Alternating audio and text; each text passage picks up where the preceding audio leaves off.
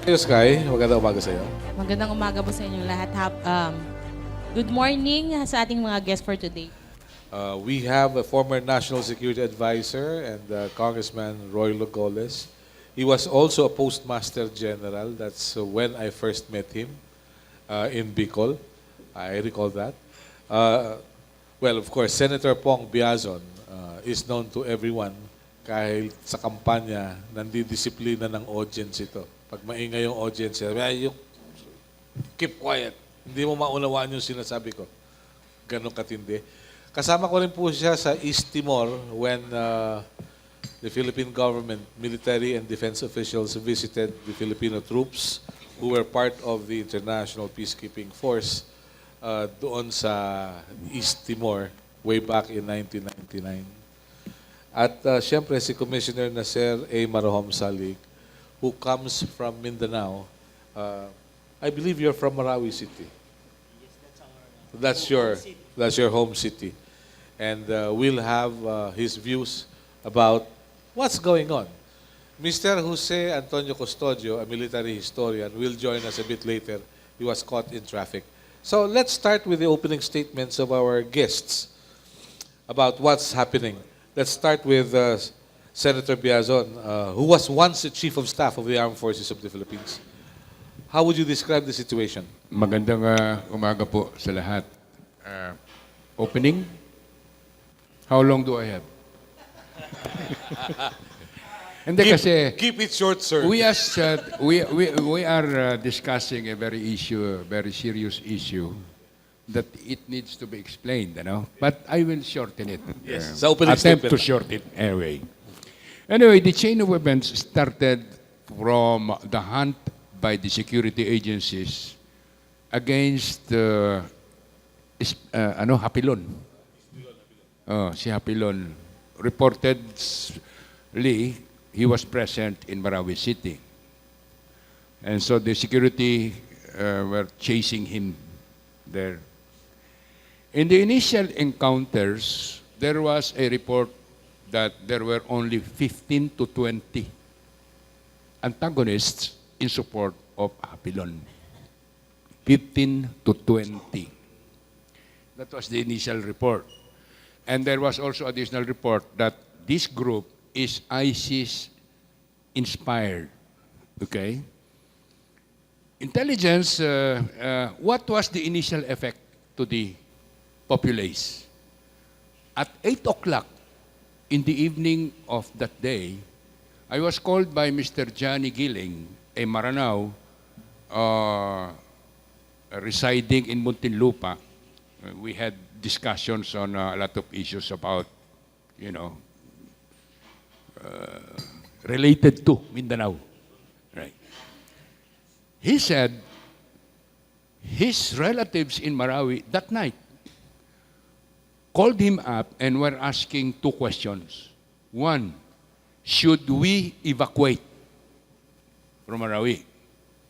And two, will there be an airstrike, which we fear? All right. So my advice at the time was, do not evacuate. Stay in the safest place in your house. Gabi yun eh. And I will check with the military if there is a plan to conduct airstrikes. Because airstrikes can only lead to unwelcome collateral damage to the civilians. And I discussed this with the one in duty, a colonel, in joke that night. That's about 9 o'clock, you know? And he said, no, sir, there will be no airstrike. Now, at about before 12, I heard an announcement supposed to be coming from General Anyo that the civilians should not evacuate that night. Baka mapagkamalan ng both sides. Ano? Pangalawa, walang gagawing airstrike. And then at about 12, I think, I heard the announcement that President Duterte declared martial law that night. All right? And so therefore, it comes to our attention that there are two instances of the declaration of martial law by a Filipino president where the declaration was done in a foreign country. The first one was Laurel, who issued the declaration of martial law under the 1943 Constitution while he was in exile in Japan. Right, that's the first one. No. It was a, remember, the Japanese, 1943. All right. So when it was imminent that MacArthur was going to honor his promise to return, President Laurel, in exile in Japan, declared martial law. But walang nakinig dun. Wala nang makikinig dun eh. Imminent na yung pagbalik ng mga Amerikano eh. Right. Now the second one is this. Declared in a foreign land by President Duterte in Russia. Remember? No. And of course, there were the other two. President Marcos, President Arroyo, declared here under the existing constitutions at the time. Yung kay President Marcos was done under the provisions of the 1935 Constitution, which is very different from the provisions of the 1987 Constitution. Because the 1935 Constitution on provisions of martial law is a copy of the United States Constitution on the declaration of martial law. Except that there is a factor there where it is a form of check and balance, and that is Amendment number 2 of the Constitution of the United States, allowing the all Americans to own guns to prevent a dictator. Ganun yun eh. Wala sa atin yan. Wala sa atin yan. Right? Even at that time. So there is now a tendency to compare the two declarations, significant declarations. This is the declaration by President Marcos and the declaration of President Duterte. I think we have to understand that they are not the same. They are different. 1987 Constitution, for example, provides the check and balance. And what is this? Number one, the President is required to report to Congress. And Congress may not approve the declaration. Congress, huh? Second, limitation is that it is limited in duration, only 60 days. 60 days. All right. Third limitation, that all functions of the civil government, which includes the Supreme Court, Congress, and of course the departments, cannot be stopped. The constitutional offices. Exactly. Constitutional offices cannot be stopped. All right? So right now, there, with the latest declaration of President Duterte on his response to possible intervention from Congress is, I think, And very the Supreme Court. That is correct. Now, he is not going to listen to Congress. He's not going to listen to the Supreme Court. This is concerning. But if I might have maybe 2 minutes more, no? What could be the probable effect of this? When martial law was declared by President Marcos to fight the NPA, not the MNLF, the NPA, there were only 3,000 NPAs in 1972 upon the declaration of martial law. There was no MNLF. There was the MIM, but there was no MNLF. The MNLF existence was triggered when government provided an incident that jailed the NPA to come together. And what is this? The order of President Marcos to disarm private armies, mostly in Hulo. And when the military started disarming, there was resistance, there was fighting that ended even in the burning of a mosque in Hulo. That was the battle cry of Nur Miswari that jailed the MNLF together. Now, at the end of the day, 1986, President Aquino inherited not 3,000 NPA, but 26,000 fighters in the NPA. Lumago. Lumago. Hindi natalo. Lumago. And then, it gave birth to the MNLF, which eventually, because of certain developments, nag-branch off to MILF, nag-branch off to the BIFF, nag-branch off ay yung Abu Sayyaf, matati na yon, ano? Et cetera, di ba? Nag-branch off din yan. So ngayon, if our intention in the declaration of martial law in the whole of Mindanao is to defeat the ISIS-inspired Abu Sayyaf, there is just this possibility, because of the culture of Pintakasi. You know what is Pintakasi? You know that, Pintakasi. Where not directly involved armed groups will join in the fight. Baka yan ang mangyari. Okay. So, however, the main issue here is the president. I support the president's declaration of martial law. I support that because of the existence of something in Marawi.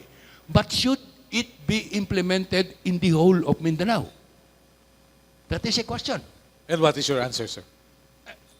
Wait and see. And kasi we do not really know whether this incident, these issues that are being raised, will result in Pintakasi.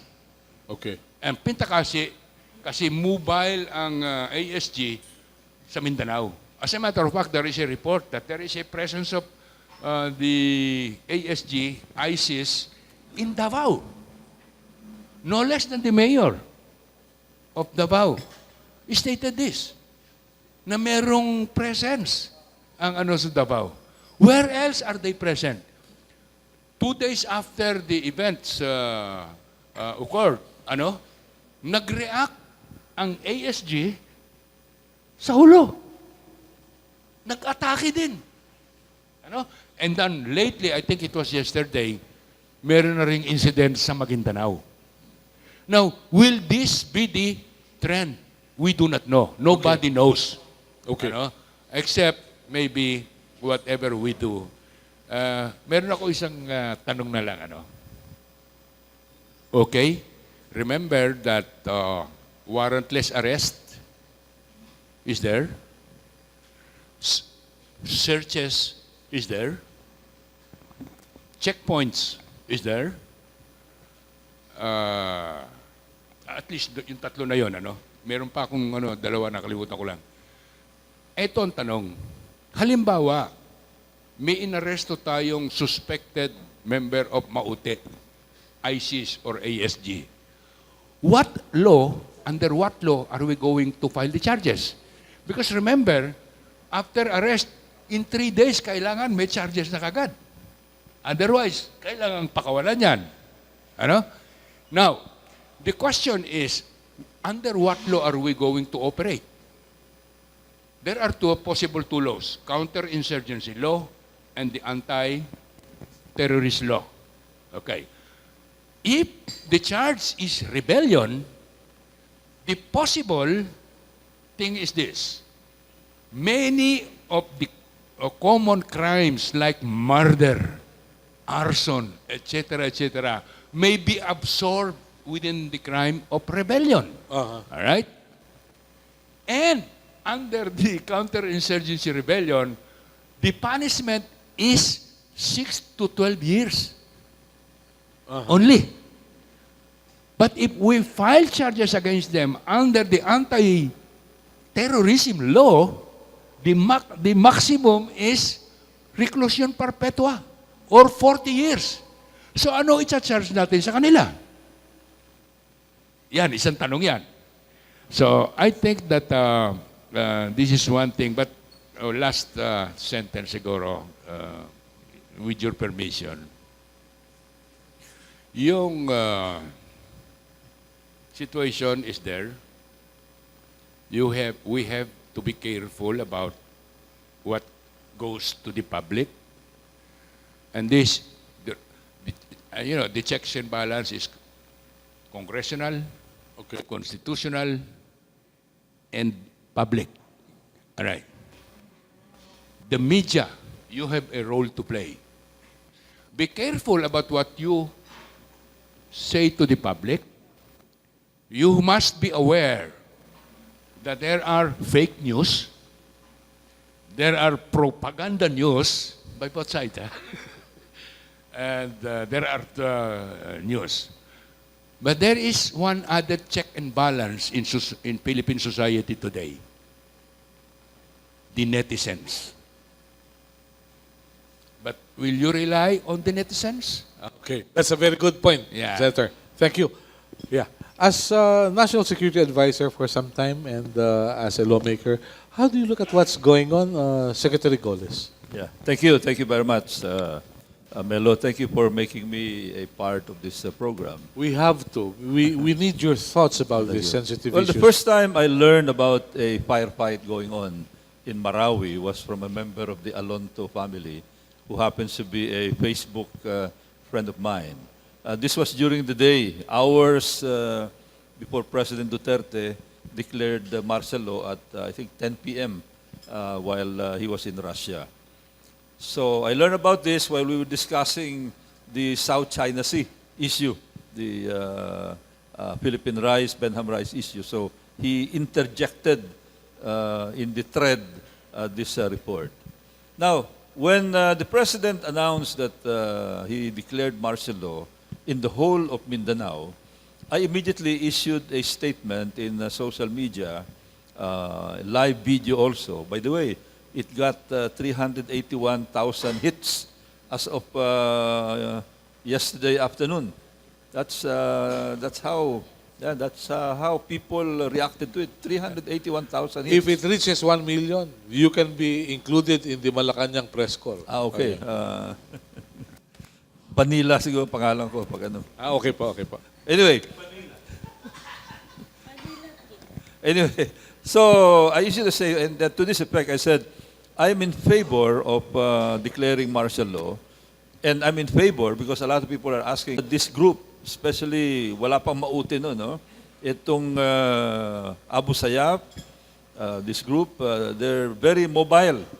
They can go from one place to another, and this was shown by how mobile they have been.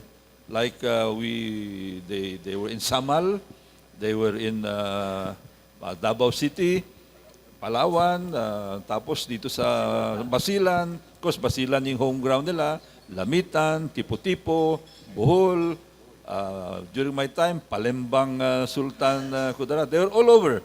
They have that capability, and I think that's part of their propaganda.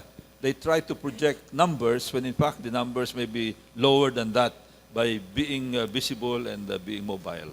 So I said, a martial law covering the entire Mindanao would be good to enable the government, the military, the AFP, to prevent to slow down their mobility through checkpoints and through blocking forces, and also through the implementation of the National Peace and Order Plan. And what is that? You have at the national level, the National Peace and Order Council, and goes at the regional level, and then at the provincial level, and then at the municipal city level, and even at the barangay level, and the designated chairman of the Peace and Order Council for every level is the local executive. The mayor, the governor. In the case of Marawi and the adjacent provinces, we know, when you speak of adjacent provinces, Lanao del Norte, Lanao del Sur, Lanao del Norte, Iligan City, you have Bukidnon, you have Maguindanao, Sultan Kudarat, and of course, the Sulu Archipelago. I would presume that all of them had been mobilized in order to prevent the spread of this incident, and also to monitor what they're doing, get the population involved in monitoring what's happening, preventing, detecting what's happening. So that is my reason for this, that I'm in favor of declaring the entire Mindanao. At the same time, I also said that in accordance with the SOP, Standard Operating Procedures for Crisis Management, and this is crisis management, there is a crisis management manual issued by the National Security Council Secretariat. We had that during my time, and this has gone through some amendments over time until now during the time of NSA Esperon. So there is that is operative and that should be followed. And what is the international SOP for crisis management? To finish it as quickly as possible. The objective of the government is to normalize the situation, make sure that it will be back to business as usual as quickly as possible. And that is the reason why I said that the objective of the government, a competent government, is to finish this way before 60 days. Considering the extent of the problem, the forces involved, I cannot see how this should go beyond maybe a month. So the objective should be 60 days. And that should be the objective of the number one crisis manager of the country, the President. If he's able to accomplish this, and I have all reasons to believe that he can accomplish this considering his experience as mayor of Davao City, having handled all kinds of crises there. He's familiar with security, he's familiar with the legal aspects. If he's able to finish this as quickly as possible, it will be good for the Philippines, it will be good for the government, and it will be good for President Duterte. It will be in his favor. So that should be his aim, to finish this as quickly as possible so that it will not affect our economy. At the same time, I'm also against expanding this to cover areas outside Mindanao. There are no reasons to include the Visayas, no reasons to include Luzon, and especially Metro Manila, because the reasons are specific for declaring martial law under the present constitution. It would be invasion and rebellion. I do not see any rebellion happening to an extent that would justify the declaration of martial law in those places. So stick to Mindanao, because if it spreads, it will not look good for the country. It will not look good for the leadership, because that means that the crisis managers were not able to control the situation. So I would like to stick to that. I'm in favor of the martial law declaration covering the entire Mindanao, but it should not include. Now, on the matter of the president, and this is now in the blazing in the front pages this morning, that he's not going to listen to the Congress, he's not going to listen to the Supreme Court, he'll only listen to the armed forces and the PNP. You have to understand that he was addressing the soldiers at that time. I think he was playing to the crowd to motivate them, to project that here's a president giving them full support. I'm very sure that maybe today or tomorrow, Malacanang will issue a clarification. Will clarify that and fine-tune the statement, maybe saying that, yeah, he will listen only with respect to whether to extend, to stop, to terminate martial law, or to extend martial law, he will listen. But it will be another thing whether the provisions of the constitutions will allow that, because there will be, the first check will be, of course, Congress. When you extend it, Congress will have to convene this time. It is already mandatory whether they concur or not. Unlike in the initial declaration, it is not mandatory, because if only, they can convene only if they think it should be revoked. But the other provision of the Constitution, that regulates the declaration of martial law is the intervention of the Supreme Court on the initiative of a citizen. It is mandatory. I think even now, some quarters have already, I don't know if they've filed already. If they filed, it is mandatory on the part of the Supreme Court to decide within 30 days. Again, there are so many self-controlling measures provided in the Constitution where the Supreme Court must decide. They cannot dilly-dally for a year. They must decide within 30 days whether they think there's validity in the case that's going to be filed by the citizen. So yun ang mga measures doon. And I think, the President is a lawyer. There's so many lawyers in the Congress. There's so many lawyers all over. So many lawyers in the government. I think they know that Supreme Court, if the Supreme Court intervenes, the Supreme Court will have to be respected. If Congress intervenes, Congress will have to be respected. And ano lang yun, ipa-fine-tune nila yung sinabi ni Presidente kahapon. Okay. In order to make sure na it is in accord with the Constitution.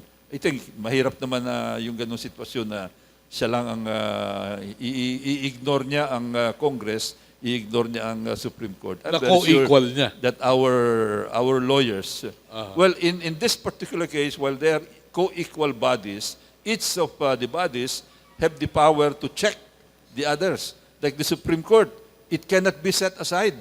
According to the Supreme Court, according to the Constitution, whatever the Supreme Court decides cannot be set aside. Whatever Congress decides cannot be set aside. That's very clear. Maliwanag po. Commissioner Nasser, how do you look at what's going on, having come from Lanao, and as a former commissioner of human rights? Well, I'm in good company. I also support the declaration of martial law. I think I cannot second-guess the president. But I'm Because interested in the however. It is granted in the Constitution. Uh-huh. And we ratify the Constitution. Okay. And anyway, there are mechanisms, as was discussed by the two speakers, in relation to the exercise of the power of martial law, which involves Congress as well as the Supreme Court. So hindi ko na po kailangan susugan yan, but my wish now as a Muslim and as a Maranao is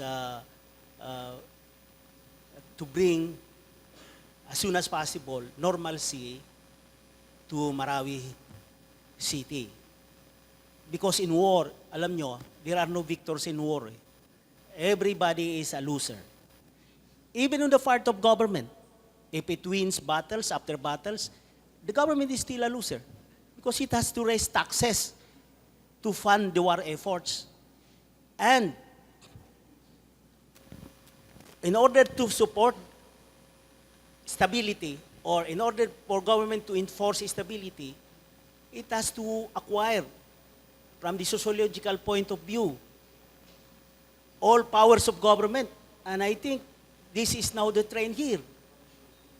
I'm not speaking legally, but I'm speaking as a social animal, you know. Uh-huh. And this thing we must guard against. Okay. But if we wish the government not to exercise all the reins of power, we help government to restore normalcy to Marawi City as well as other areas in Mindanao. Do you see that forthcoming? Do you see that the government will be able to do it in less than 60 days?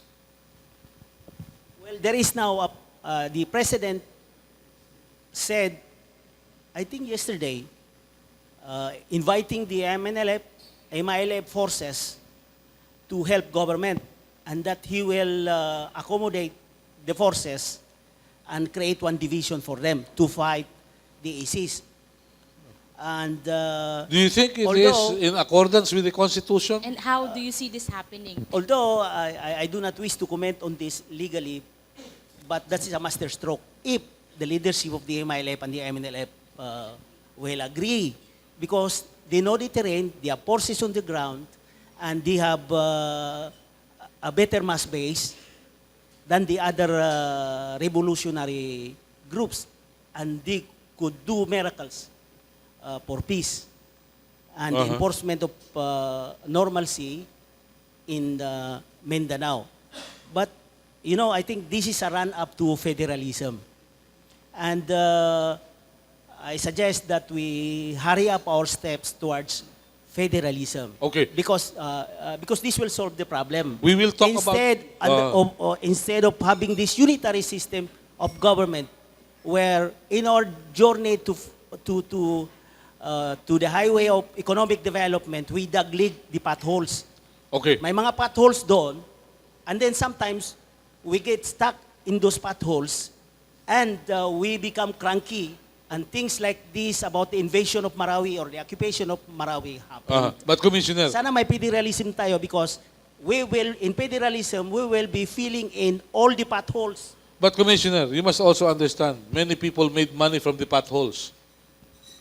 Yun nga ang sinasabi nila na yung mga traditional, yung mga politiko, yung narco-politicians, Okay, another point. benefiting from these potholes. Okay, I have to ask you this because you're from the area.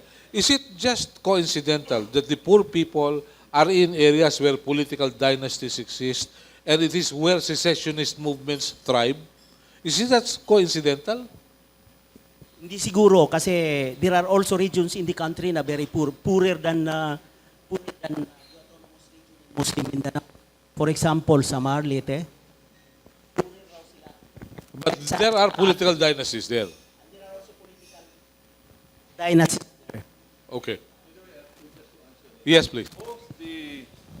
Just to answer the question on how long it will take. Yes, the other day, both the AFP Chief of Staff, Edward Anyo, and the DND Secretary Del Lorenzana announced that they think they can finish this in 1 week's time. So we will see. It is our hope that they can do that. So if it is finished in 1 week's time, that will make the government look very good. Very well. Father Jerome, what's the latest? Anong balita sa Vicar General ng Marawi? Have you received word from Bishop Edwin de la Peña? Kasi there were news pala na na-release na daw nung Ah. Friday. Yun pero nga problema parang- Parang yung isang mama, sabi niya, you want to know my sentiments about the media?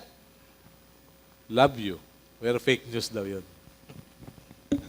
Well, I was able to talk to the Bishop of Marawi, Bishop Edwin de la Peña, last Saturday. He assured me that there was no release yet of the hostages, and he didn't even know where the hostages are, and he didn't know the condition, and he didn't know also if these hostages are still alive. That's why he kept on asking prayers for the hostages, that they are going to be safe, that they are going to be treated well. So that's the latest update from Marawi. Well, according to reports, there are 15 hostages. So we have Father Chito Suganov, and then some other parishioners, and some of them are staff of the cathedral. And of course, we are hoping for the safety of the hostages. But then again, even the military could not confirm where they are. I was able to talk also to the spokesman of the AFP, General Padilla, and then he told me that even the military actually do not know the whereabouts of the hostages. And so therefore, we are hoping, we are still waiting for words and updates, from Marawi, from both the church and the military, to tell us, what's really happening now to all those kidnapped. Yeah.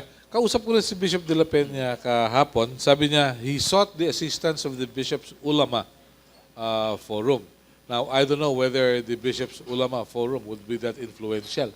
Sa inyo po bang experience, yung bang mga ulama pinapaniwalaan ng mga kapatid nating Muslim? Ang mga ulama po ay the only remaining center of power. Yung iba, discredited na. So, we pin our hopes on our ulama. So, kaming mga Muslim, we don't publicly go against our ulama. Sila lang ngayon ang natitirang center of power who can do miracles for the Bangsamoro. One question that the media would like to ask you, unahan ko na, scoop ko na.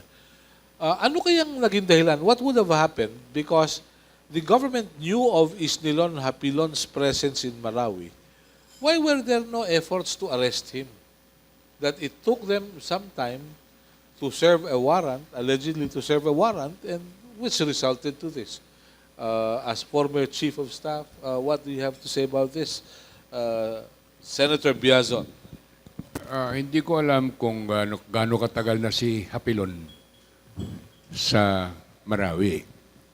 But I guess they were doing some intelligence work to trace his location, so that surgical ang operation to get him.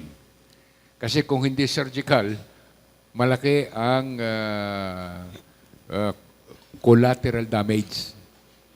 So maybe it was at that day when they finally confirmed the presence and location of Hapilon. Ano po ang inyong pananaw, Secretary Golez? Even during my time as National Security Advisor, after the Dos Palmas incident, that name, his name became very popular. Nauna lang ng konti si Abu Sabaya sa kanya.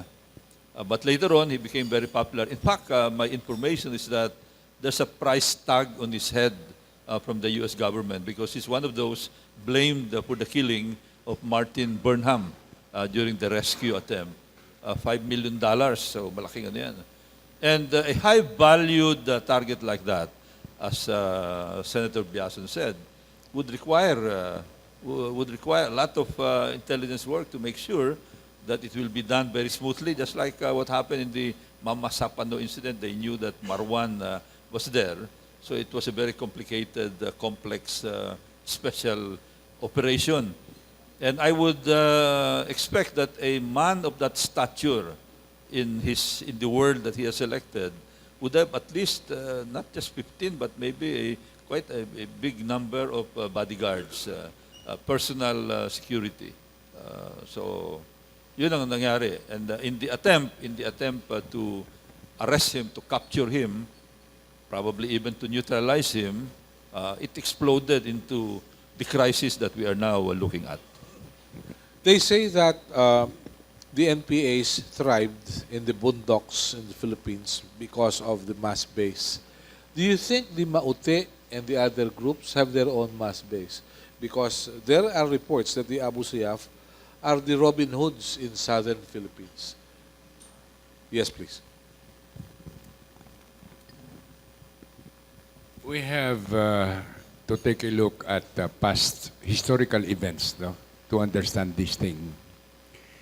And you have to remember, again, I go back to the immediate results of the declaration of martial law in 1972 by President Marcos, that a sleeping tiger in the form of the private armed groups then in Jolo and other parts of Mindanao was awakened simply because of the declaration of martial law. Walang MNLF, no, wala pang martial law. You have to remember that. And remember that at the declaration of martial law, the NPAs were only 3,000. Then how come it blossomed into 26,000 in 1986, where President Aquino inherited? But here, because of the new constitution and all the check and balance provisions of that constitution to prevent abuse of power on the part of those who are governing, the provisions of the constitution has now the check and balances. What is dangerous is this. What happened to Marawi is not just security issue alone. Maraming kabit-kabit yan eh. It is a security issue, but it's beginning to become a legal issue, especially on the issue of implementation of laws relative to searches, warrantless arrest, etc., etc. Then, it can become a political issue if Congress is going to come into the equation in the form of the Congress authority to check the declaration of martial law, number one. But I hope that these events do not escalate or is not allowed to be elevated to to become a constitutional issue. Because if you allow that to happen, you are going to awaken among these netizens, among civil society, among even almost all sectors of society, you might awaken a sleeping tiger.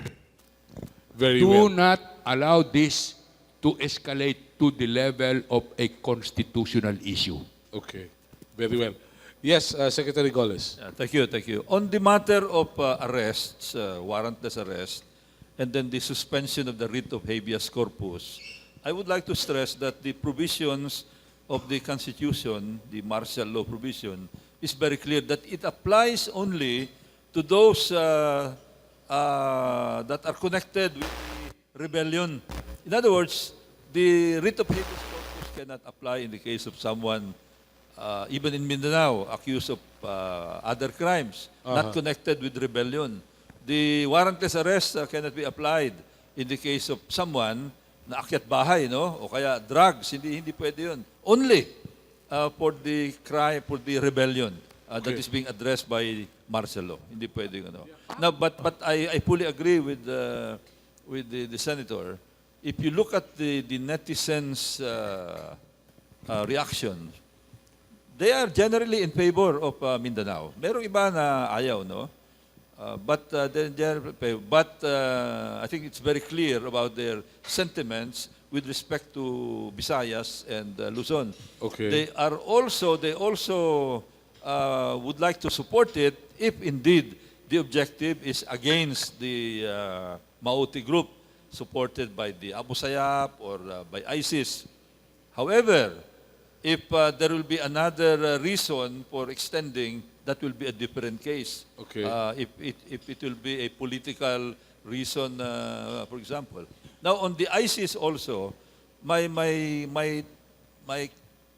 take on this is that the ISIS right now is on the defensive in Iraq and in Syria.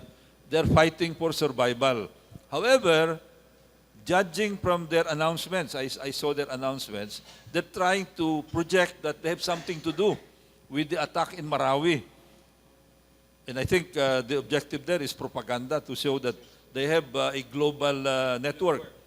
On the other hand, the Maute group here is also trying to show that they have the accreditation of the ISIS, that they're doing this in tandem with the ISIS. Again, to also heighten their image. Okay. Because that black flag for them is again propaganda.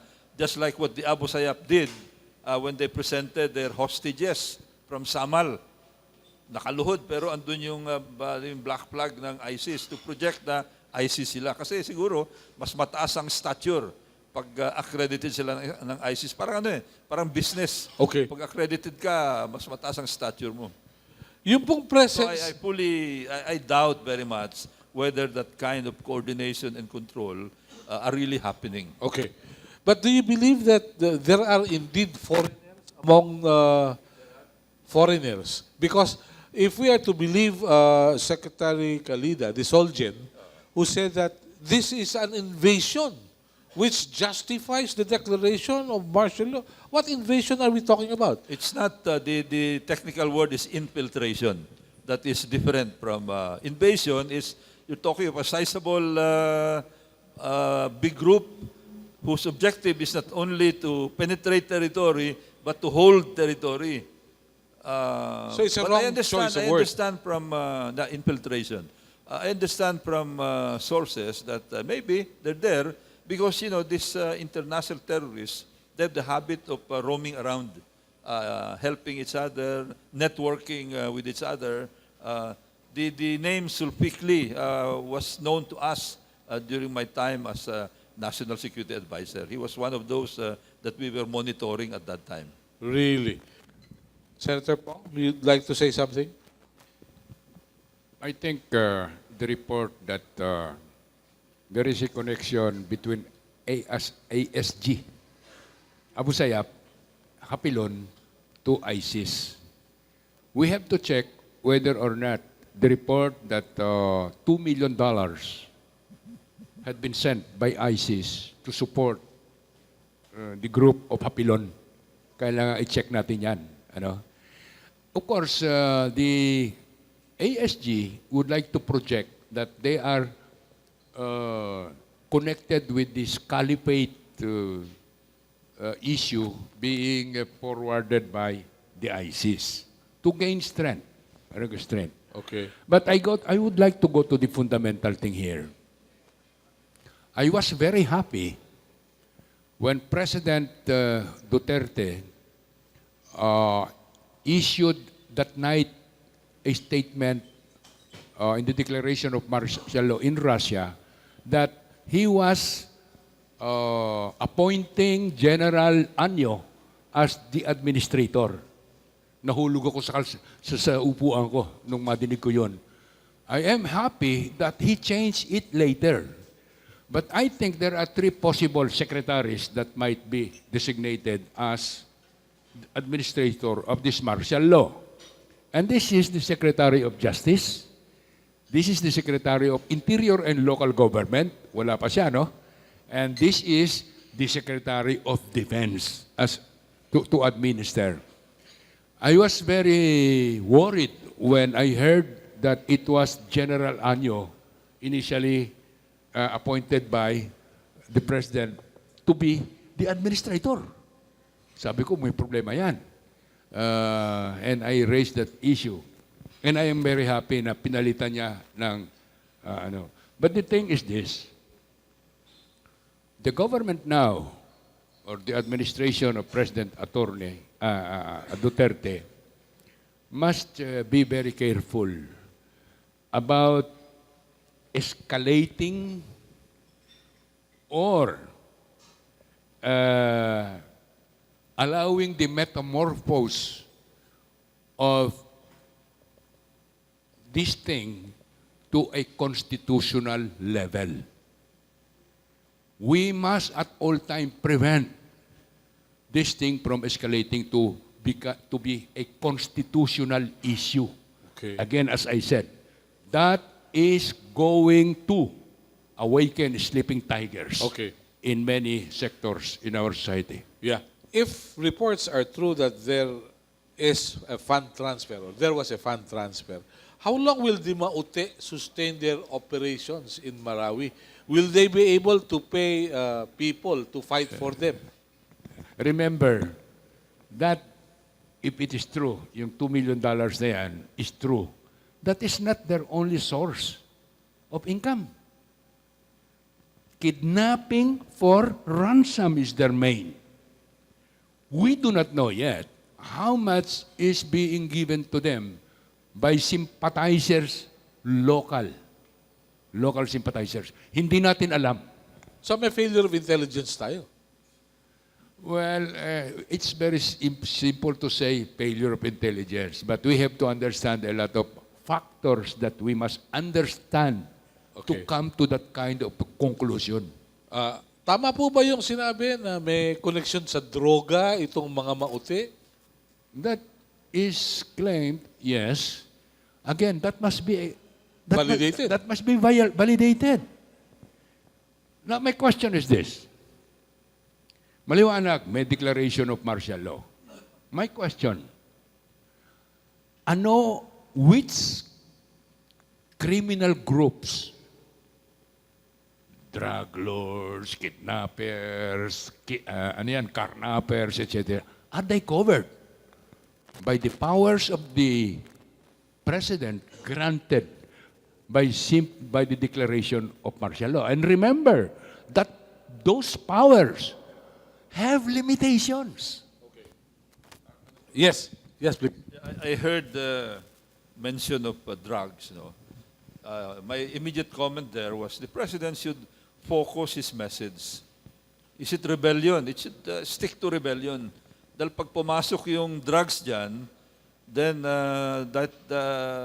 that might reduce the rebellion issue to a drug issue. And if that is the case, then martial law cannot be declared. Because martial law refers only to either invasion or rebellion. Pag Okay. sinabi mong drug group ito, then they're fighting for territory, for drugs, and that dilutes the rebellion issue. So my suggestion is that let's stick to rebellion. And, Was the president kidding when he said, "Mang-rape ka ng tatlo, sagot ko"? A joke lang sigurado yun. Oo. I hope. Parang dito rin, no? I think they already fine-tuned that statement. As I said, sometimes, Senator Biazon and I have been in politics. Sometimes you get carried away by your audience. You play to your audience to the point that you might end up saying something that you would walk back later. Okay. Any comment about the rape thing? Did you ever hear your commander-in-chief during your time talk about rape? Never, even President Marcos Okay. never issued similar statements like that. And as a matter of fact, there had always been reminders to the troops at the time on the question of legality, question of constitutionality. The troops should not commit. So the sad thing is, this is said in public about the The rape thing. yes. Ikinunik kagad ng netizen doon sa Davao. Remember yung Australian Missionary. yes, exactly. Dapat nauna mayor. So hahanap ngayon ng pagkukunik-kunik na yan. Kaya siguro there should be careful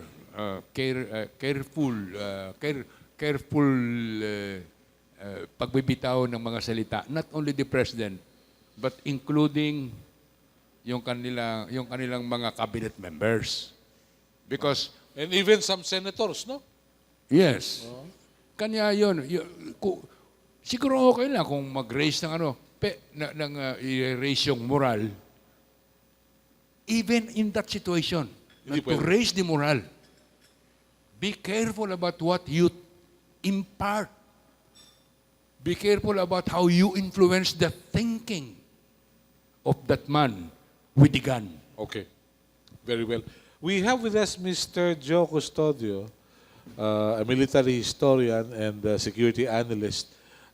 Kasama na po natin. We will ask him of his opening statements before we open the floor to the media. Halika na. Joe, please. Kasama po kayo sa mga panauhin. Welcome. Yeah, okay. All right. So, yung coffee ni Mr. Custodio, yeah, okay. Hindi, okay lang. Okay. How do you look at the situation in Marawi? Are you optimistic that we can lick the problem as soon as possible?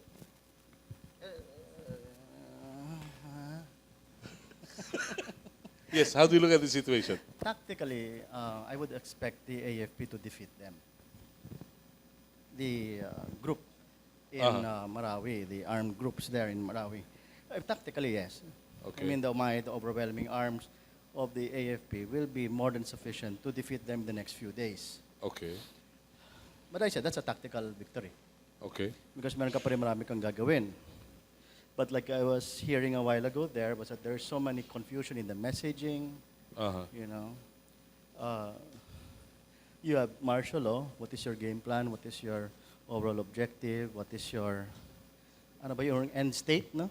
Yung usually yung sinasabi lagi is the end state. Ano ba yung end state na, yung malaging mo maririnig, di ba? Okay. And what are your steps to get to that end state, no? Okay. Kung ngayon pa lamang nakikita natin na may mga confusion of messaging, plus at the same time, alam naman natin na hindi naman ganoon kasimpleng FTO yan, no? Marami naman. Anybody here who has, for example, the people here in the military, the people in the Muslim community, they are all aware of how complicated the problem is there, no? marami kang issues dyan eh, no? For example, you talk about uh, uh, rebellion in Mindanao, no? You're talking here about, ano ba tawag dito? Uh, self-identity, you're talking about feudal relations, you're talking here about disenfranchisement, and so on and so forth. So, nagpapatong-patong lahat yan. So Okay. kung hindi mo if you do not have a handle, or if you cannot fix the root of the problem here, no? Hindi mo ma-identify kung ano yung root of the problem in the first place, the tactical victory will remain a tactical victory. Sa cycle yan. Uh-huh. Mag-cycle ulit yan. No? So, cycle ulit yan. No? And, ano ba tawag dito? I was supposed to say something, memory loss. I'm getting old na eh, no? So, ano to eh, no? So, yun ang problema eh, no? Na nag-cycle ka lang, nag-cycle lang tayo, no? And I think that, especially now, you have reports of atrocities being committed, no? Civilians being killed, no? There are pictures of civilians who had been killed, no? So, ano ba yung effect usually niyan, no?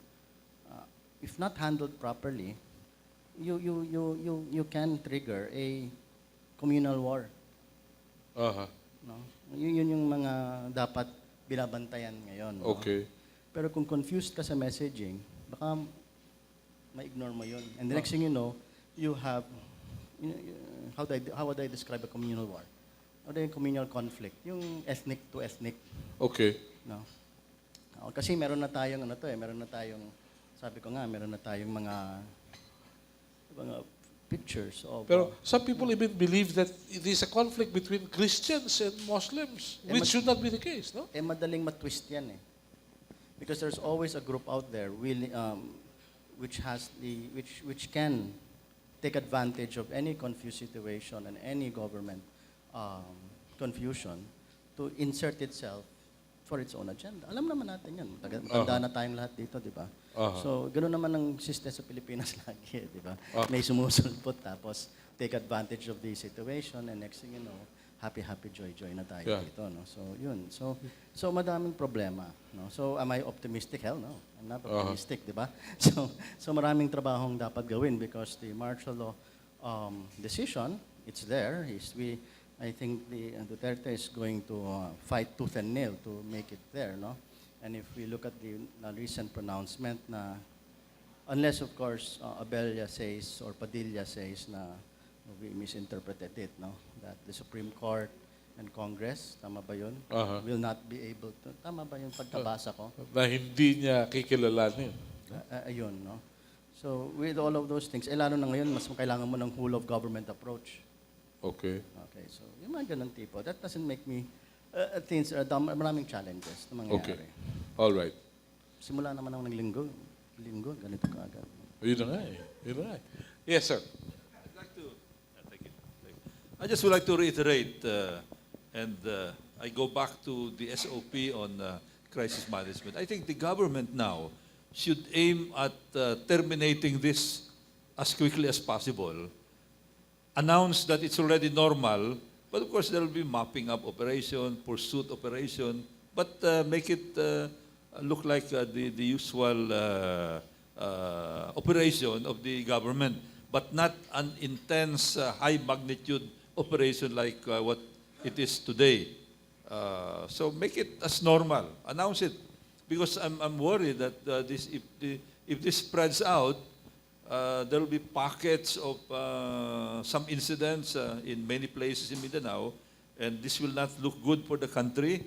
This will affect, I do not agree with the earlier statement of some officials that it is not affecting investment. It will affect investment, maybe not now, but whoever are looking at investments all over Mindanao. Remember, Mindanao is not just Marawi, there's Cagayan de Oro, there are investment opportunities in Davao, in Zamboanga, General Santos, Kabangkalan, in the Surigao area, and many foreign investors are looking at those places, and an incident in Marawi will affect their mindset on whether this is a feasible investment opportunity or something that they will just postpone for maybe a year. So, Okay. kailangan ma-normalize ka agad dito eh. For the good of Mindanao, for the good of the country, and for the good of the President. He will look good if he's able to terminate this very quickly. Yeah. There was a time yung mga PC sa Bicol, ang sabi do good, look good, feel good. Pero may kulatilya, sabi niya, no good. Bakit? Walang kita. Pero no araw yun. Yes, please. Since media cannot be muscled, you will always be there. Now, what I'm going to say is addressed to the media and even the netizens. I watch film clips and reports on the field. The worst thing that media can do is get the information through your reports to the Maute, to the ISIS, to the ASG. Number one, location of troops. Number two, the presence of troops. Number three, the strength of the troops. Number four, of course, tactical plans. So we have to be careful about this.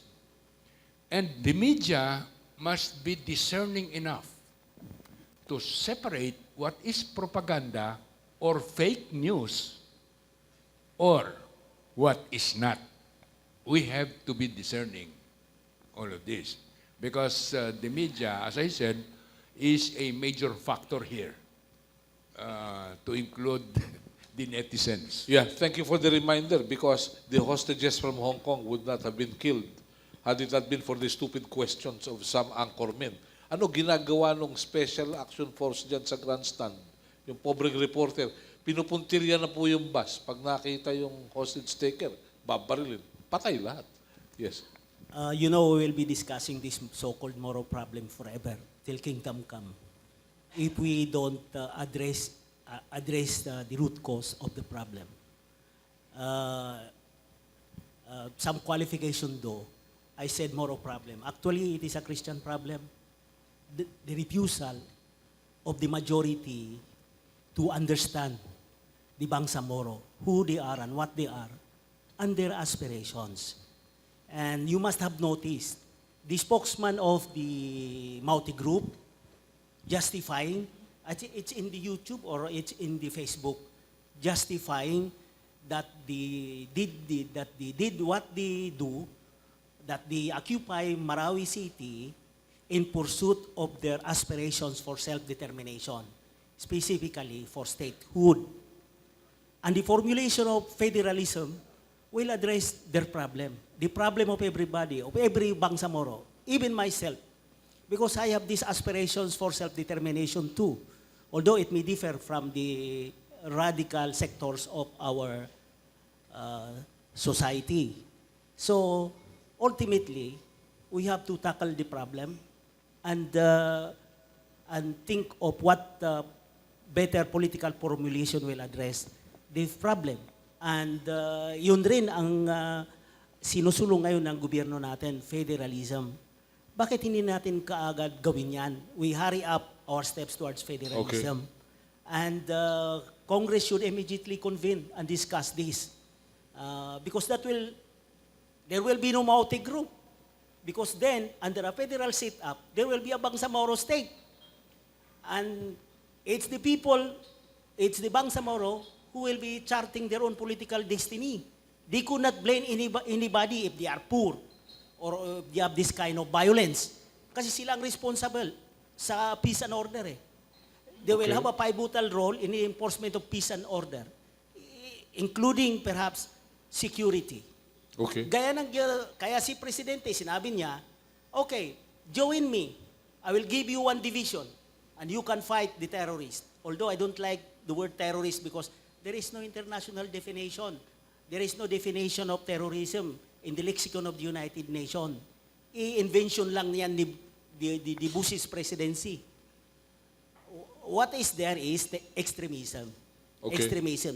Kaya kailangan talaga we solve the problem, attend to the problem with immediacy, because as long as war drags on and instability rolls on, ang mangyayari, both protagonists, government forces, as well as the anti-establishment forces, will acquire the virtue of, we call that virtue of extremism.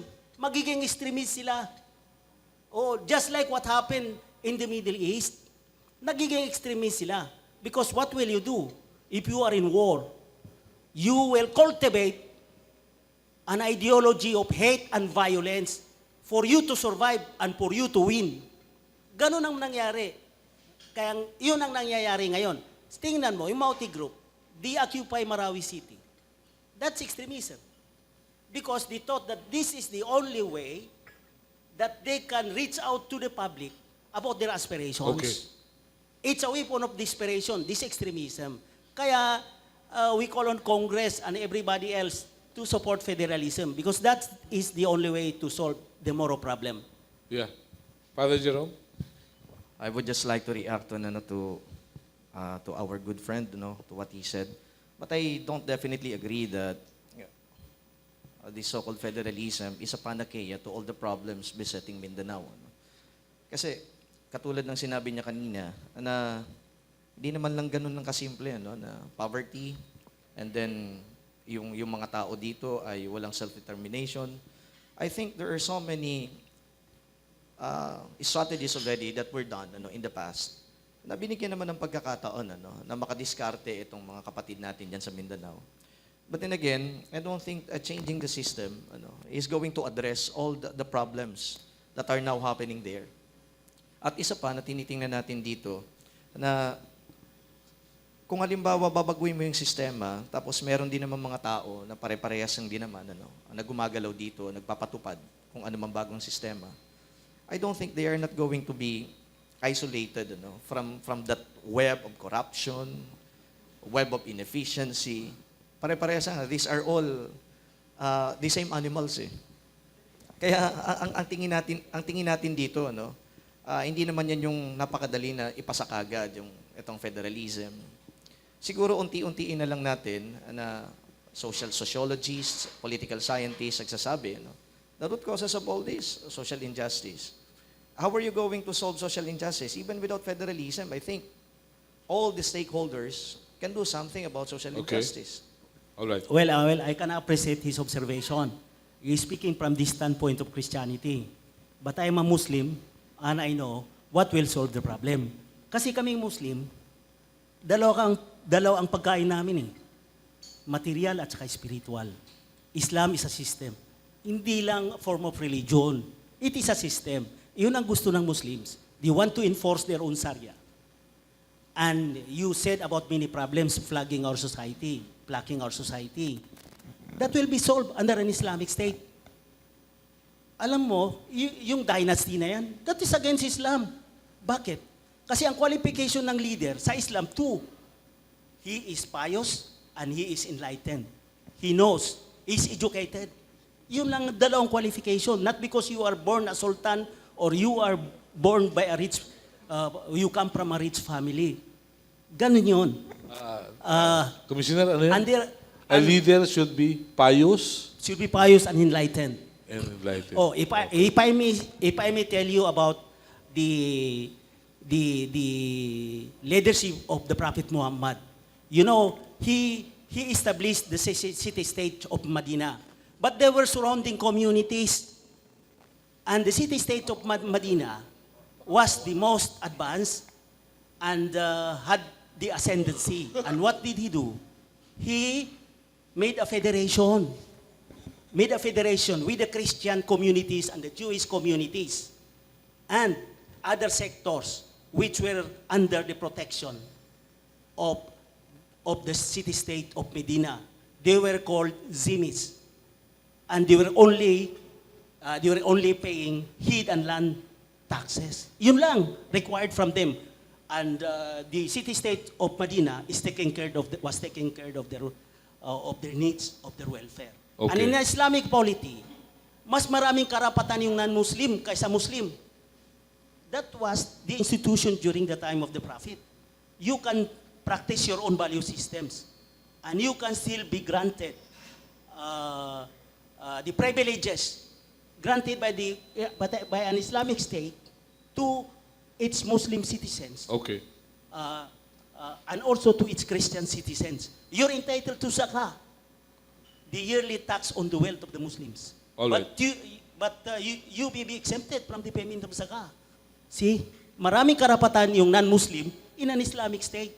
So we should not worry about these aspirations of the Bangsamoro for a state to enforce Sharia law. All Because right. exempted kayo sa Sharia law. Pag-aralan natin ang Islam.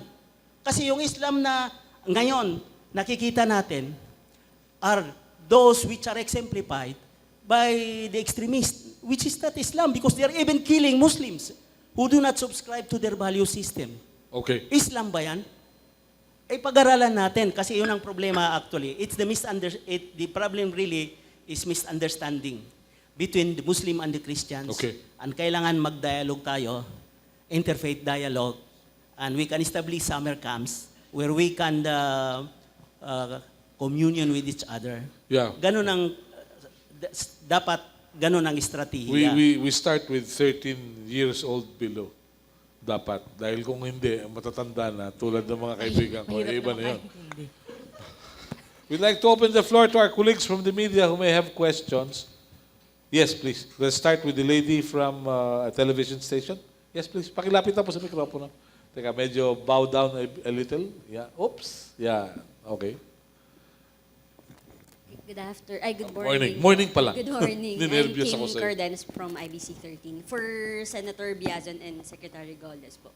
Na-brought up na rin po kanina yung issue about President Duterte inviting the MNLF and the NPA to help the government nga po na labanan yung Maute Group.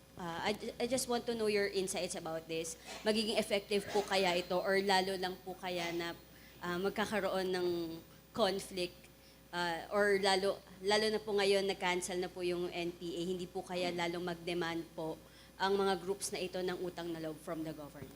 Maybe we can also include Mr. Custodio, no? Dahil military historian din siya. Okay. Yeah, let's start with the gentleman.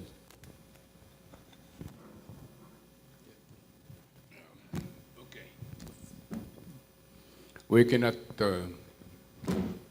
read the minds of people. You cannot predict which course of action they are going to take. But we have to relate this to lessons learned from events of the past. Okay? And let me tell you, let us be reminded, in the declaration of martial law of 1972, what happened? Ano nangyari? We even integrated into the forces, armed forces of the Philippines, yung paramilitary forces. Ginawa natin mga opisyal pa yan. Ano? In 1973. 73. Inumpisa na natin yan. But was that enough? The results of the events at that time tells us it was not enough. Okay? We entered into an agreement with the MNLF. We passed the 1996 law creating the ARMM. Was that enough?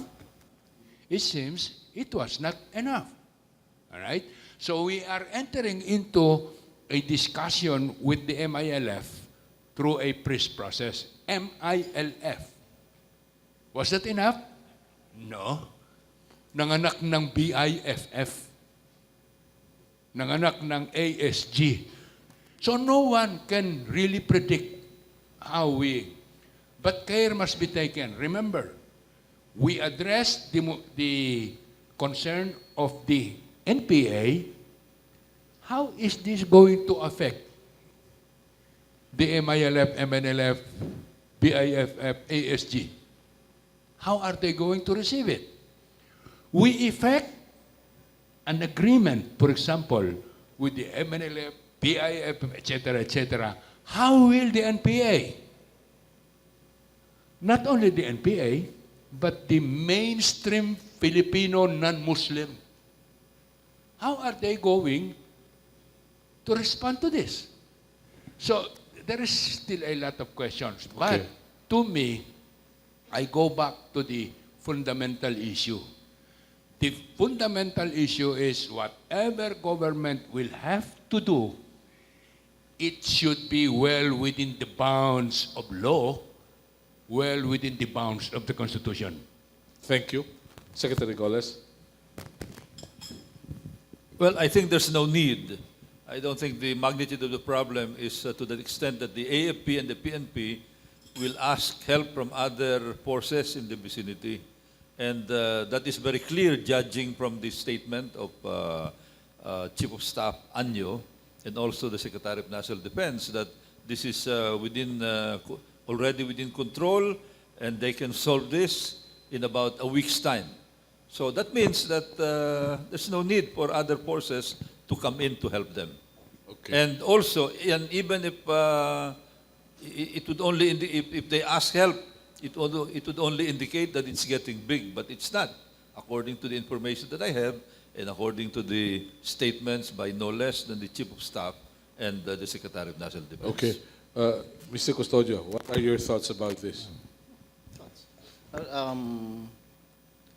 there have been a lot of statements that are off the cuff naman in the past few days. So I would just regard as an off the cuff statement, okay, which really will be very difficult to implement, and it just also reveals the fact that there really is a need to have comprehensive strategy, you know, with what's going on, especially in the national security sector, because I think the national security sector in the Philippines really needs to iron out what it plans to do, okay, in the next, and how will it bring into a working, you know, instead of talking about the NPA and so on. But for example, I'm more interested in how is the government itself going to go along of dealing with this internal security problems, hand in hand with the civil agencies, okay, hand in hand with the judiciary and so on and so forth, okay, because I think that's more important, you know, than trying to rack our brains over the off-the-cuff statement. There was a time when President Aquino organized or granted powers to some sectors and organized special CAFGUs to be sent to mining areas. But these special CAFGUs were, looked down as something like contrary to law. Senator Biazon, you were about to say something? In reference to what you just stated about the CAFGU, yes, pinalitan lang naman ang pangalan eh. BSDU, CHDF, naging CAFGU. Although the CAFGUs are covered by Articles of War. Articles of War, covered sila eh. Because, ano yan eh. Ang gusto kong sabihin kanina, again, we go back to the fundamentals. And to me, paulit-ulit ko sinasabi to, the fundamentals is constitutional Okay. and legal. Yan, paulit-ulit ko sinasabi yan. Kasi in the statements that are coming out from those who are charged with the jurisdiction of maintaining law and order in this country, etc., etc., mukhang nagkakaroon ng lamat yung issue of legality and constitutionality. Okay. We must be very careful. Do not elevate. Do not allow the metamorphosis of the situation to a constitutional level. Pwedeng security level, pwedeng political level, pwedeng etc. level, but never elevate this thing to a constitutional level. Yes. Yes. Hindi. Sino? Si Tess yata. Tess Ramiro from the Catholic Media Network. I'd like to address this both to, or the trio, to Representative Golez, Senator Pong, and Mr. Antonio Custodio. Yeah. My concern is there were previous statements from the President, Duterte, that he will use martial law not only to address the issue in Marawi or even to curtail the Malate group, etc., but also possibly, and I quote, to solve the problems of boundaries, of land reform, of ownership, etc. I don't know whether you have heard about the news even before the actual declaration of martial law was imposed last Tuesday. That's one. And then my second question is addressed to Commissioner Nasser. I heard you say a while ago, sir, at table, that aside from what you said, that this is a run-up to the to federalism, that even before the actual declaration of martial law and the actual takeover of Marawi, you have been having reports already in the Facebook, as you mentioned, regarding the possible plans. Maybe you can expound on that. So those are the two questions. Thank you. You know, I have no deeper research on the Malate group, what happened in Marawi. I think I need a fellowship grant. But even if I'm granted a fellowship grant, the situation is not conducive. Mga sabi-sabi lang yon through text. But there is no way for me to check it out with relatives. Kasi nag-evacuate sila lahat eh. And they went to the respective places. So, haka-haka lang yon. Kasi, bakit up to now, 5 days na, hindi pa magapi-gapi ang Malate group dyan. Yon, sa balita ngayon, nag-return yung iba and occupy some portions of the city. So, haka-haka lang yan. And basta sa akin, I don't want to focus myself on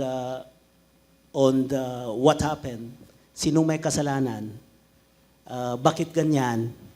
Mayroon bang failure of intelligence o walang intelligence? Sa akin ngayon, ang mahalaga, ma-restored ang normalcy sa Marawi with immediacy. Kasi malaking dagok sa Maranao civilians, completely shut out ang Lanao del Sur. Walang mabilihan na gasolina, pati sardinas, wala. So gutom sila doon. And dapat ito ang atupagin ng Maranao civilians, leaders, as well as the government. Kasi kung the Malate group is already gone actually, they could not fight 2-2 against the government. So that's given. It's only a matter of time. So as early as now, yung civic actions na lang should the government and the local government should the armed forces should focus their efforts towards this end. Okay. Yes, Senator Pong. Ito na naman tayo. I think we have to understand that the most urgent thing that government must address is the condition of insecurity in Marawi. Marawi, although mayroon masasabing pwedeng kumalat. Okay lang yan. No. Ang problema natin ngayon, pinapakalat natin yung situation. For example, the problem of security, why are we going to talk about land reform? Distribution of, solution of boundaries, for example. Magiging komplikado ang ating response pag dinagdagan natin ang iba. Halimbawa, kagaya nung initially merong sinasabing baka kasama na rito ng droga to check the drug problem. Baka kasama na ito yung simple matter of criminal acts. Baka kasama na ng coverage ito. Okay. So, nagiging komplikado. Very simple. Restore normalcy to the affected area. Yeah. Yun lang pag-usapan natin ngayon. Una, hindi kinaya ng pulis ng Marawi. Pangalawa, pumasok ang militar, hindi kinaya ng militar. Pangatlo, ipinasok natin ang martial law. Di ba? Kakayanin kaya ito? Tingnan natin. Abangan ang kasunod. Okay. Secretary Golez, hindi kaya pag dadagdagan yung mga issue, malalabusaw kung mayroong magdadala ng kaso sa Supreme Court? I think we have enough constitutionalists in Congress. Of course, the Supreme Court is waiting for a citizen's case to be filed there. And then in media, the IBP, I think all of them are monitoring the situation. And even within the circle of the President, I think they all realize the limitations of martial law today. In fact, there's a little stretch already, but okay na yun. That's already yung limited to rebellion, cannot be invasion, definitely. Limited to rebellion, address the rebellion issue in Marawi and vicinity, and solve it immediately, as quickly as possible. And that will look good for the President. Pag tumagal pa ito, that is going to erode the popularity of the President because now people are going to be worried in Luzon, in Visayas. Why is it taking so long when previous presidents were able to address the issue without declaring martial law? Ito, ginamit na niya yung poder ng martial law, so that should make it quicker. Bakit may, yung martial law kasi, mas maganda, no? Dahil pag mayroong mga aliligid na mga abu sayap dyan that are linked to the problem of rebellion, pwede madampot ka agad yan. Pero kung walang martial law, papile ka pa ng case sa korte for a warrant of arrest and it will delay the entire thing. Liwanagin ko po, madampot ng buhay. Well, whatever, madampot ng buhay. Mabuti na maliwanag, baka manlaban eh. Yes, please. Good morning po, Juvie de Guzman ng DWBL. I would like to address the question to Atty. Nasser Marahomsalic, no? As Commissioner on Human Rights before. Dating Commissioner. Yeah. Do you think is it possible to pass a law on federalism without a rule of law? Kasi po yung insisting po ninyo kanina na kailangan maipasa agad, na wala tayong hihintaying mga process, baka mahirap po yata.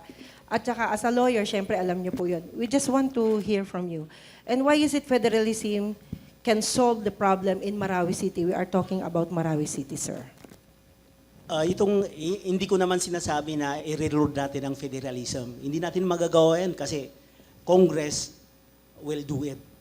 Except, may plebiscite pa, except kung constitutional convention where there will be an election of delegates and these delegates will have to revise the constitution or formulate another constitution. There is no way for us to railroad the adoption of a federal constitution or for setting up a federal setup of government in the Philippines. And then the next question is, bakit it will solve the Moro problem? Kasi yun ang gusto nila magkaroon sila ng estado. And under a federal setup, there will be constituent states. And these constituent states will have to legislate their own laws. And so, understandably, if we have one Bangsamoro constituent state, which are run by Muslims, they will legislate their own policies. And as Muslims, they will provide for the enforcement of Sharia. Ayun lang naman that's the meat of the Muslim faith, Sharia. Pag nandyan yung Sharia, in all its splendors, ano pa ang sasabihin ngayon ng ASG? Ano ba sasabihin ngayon ng Malate Group? Okay. Independent na nga except na may karugtong ng constituent states. So that will solve all the problems. Yes. Yung problema ng ating priest dito, nasabi niya marami pang mga problema that could not be addressed in federalism because these problems are there because of the people. Like yung komento na iba, sabi, Opo. bakit kayong mga Muslim gusto pa ninyo sumong sa isang maliit na hawla? Kasi magkakaroon na kayo ng estado. Okay. Imbis na ang hawla niyo ay malawak, ang Pilipinas. So, ang sabi ko sa kanila, alam nyo, may institution sa Islam. Ito, hindi alam ng nakakarami. Na sa amin, hindi pwede yung magnanakaw, drunkard, gambler, womanizer, Oh, to Teka muna. become an elected leader. Huh? Ginagawa na ito sa Iran. There is the Council of Ulama in Iran, high ulama. Pag nag-run ka, and you're known to be a corrupt politicians, or may kaso ka, or may kaso sa iyo yung mga babae, disqualified ka na kaagad. Or magnanakaw ka, disqualified ka, may kaso ka sa pagnanakaw. Okay. So don't you worry about us. We can deal with ourselves. okay. And under an Islamic, under a government which is governed under the rule of law and run according to the social teachings of Islam. Okay. Yeah. Thank you very much po. Teka, we're pressed for time because si Father Jerome will say Mass at 12 noon. So, Okay. Sige. please limit your questions. No more privileged speeches, okay? Okay, Sir Custodio na lang po. Please lang po, ano ho bang mas mabuti nung araw? Kasi base ho sa inyo, historian po kayo.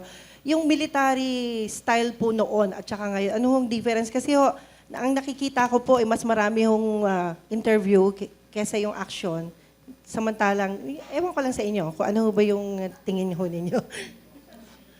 Thank you very much. Okay. All right. So let's see now. Okay.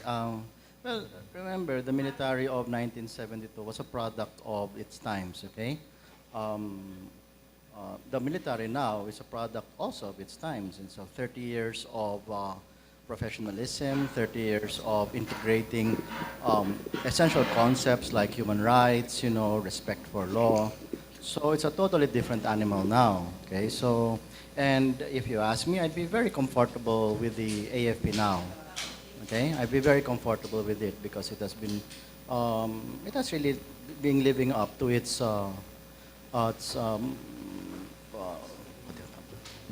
mandate. Thank you very much. Mandate. Tagal ko kasi wala sa gobyerno, kaya mandate, nalimutan ko the magic word, mandate, in its mandate to be the protector of the Filipino people. So, something like that. Sir Pat Santos po, Daily Tribune, kay Sir Biazon. Sir, you were talking a while ago yung experience ng 1972, nag-branch out. Pati na yung mga sleeping tiger nabulabog. Are you seeing a different scenario?